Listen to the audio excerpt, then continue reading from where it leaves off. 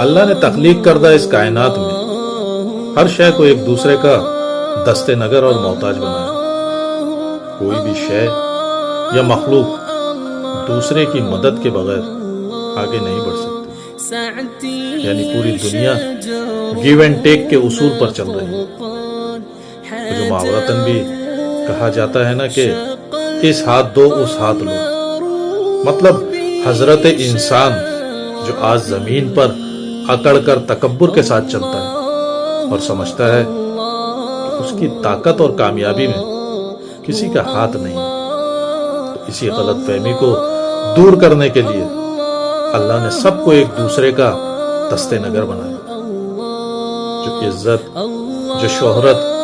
جو طاقت، جو کامیابی آپ کو اگر ملی ہے تو یہ آپ کی صلاحیت یا قابلیت کے نتیجے سے زیادہ آپ کے ہاتھوں کسی ضرورت مند کی ضرورت کو پورا کرنے یا کسی محتاج کی محتاجگی کو دور کرنے یا کسی بیمار کی بیمار پرسی کرنے یا پھر اپنے والدین کی فرما برداری یا بہن بھائیوں کی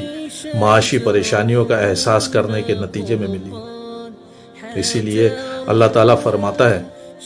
کہ اگر تم اپنے رزق میں تنگی محسوس کرنے لگو تو اللہ سے تجارت کرو، مطلب